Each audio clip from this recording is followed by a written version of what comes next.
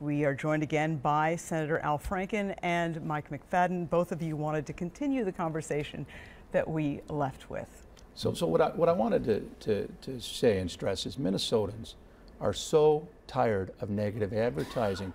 And Esme, you met, and Pat, you met my daughter. Al, you've met my daughter. She's in my most recent ad.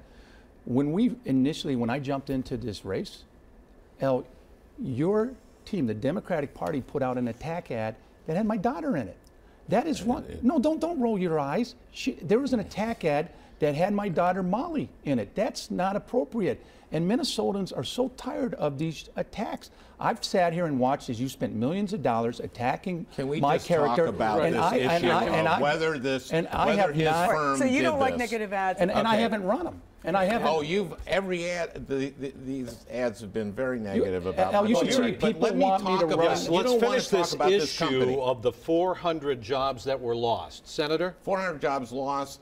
They did the restructuring. They bragged about doing the restructuring for the whole length of this campaign until we ran the ad. This has been an issue out there. It was in Politico about a year and a half ago. They kept it on. They knew his company did the restructuring on this. Now, they are a wholly owned subsidiary of a company in Bermuda, Lazard Limited. So maybe the $9 million for this went there, but that's the whole point of having. That's the whole point. You're a shareholder in that company. Did you hold on? Let's let him finish. Okay, that's the whole point of having a company in Bermuda. You can that you can send the money there. Evidently, it's intended to be confusing where your income is, so that middle-class Americans end up paying the tax bill. We have a fundamental difference in the way we think the economy should work. It should work from the middle out. It should help those in the middle and the bottom. You're taking shots at this parent company that you own stock in, and you own it through a mutual fund. And you know what the mutual fund was called? The Social Responsible Fund that only invests. But if we could set that aside and get to the point of this, get to the point of inversions, tax inversions, and those 400 jobs.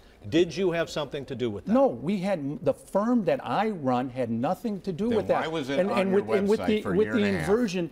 You sat there and your company made up $10 million on an inversion deal that sent a U.S. pharmaceutical company over to Ireland. Isn't that fair for you to be questioned about it and held accountable? That is patently false. We did not represent the company that did the inversion. You represented the Irish company, and your company made a lot of money. But we have no operational control. It's like selling a home. But if I sell your house, you told the Associated Press that you didn't even know that an inversion was part of the deal. You are an accomplished businessman. You've got to finish this up, because he's saying he had no operational control. We've heard that during the campaign. We don't have operational control. If you're a CEO and you don't take responsibility for what your company does, what are you going to do as a senator? The point is, when you sell a company in Ireland that's worth $500 million and you're representing it, you're going to represent the fact that it has a very low tax rate there in Ireland. This is ripe for an inversion. We have a minute left here. We represent companies all over the world, Al, and we don't have operational control. It's like when you sell your house, when you sold your apartment for $4.5 million in New York in the last year, did your agent doesn't make operational control of that. If the new owner comes in and wants to remodel the kitchen. This is a fundamental difference. He doesn't just act as a real estate agent. He bragged in 2009 about when there's a bear market, when there's a bad market, we change to doing restructuring, and that's exactly what happened in gentlemen, I am sorry. That is going to have to be the last word. We want to thank Mr. McFadden and Senator Franken and Larry Jacobs as well. Thank you so much for joining us, gentlemen. Thank you.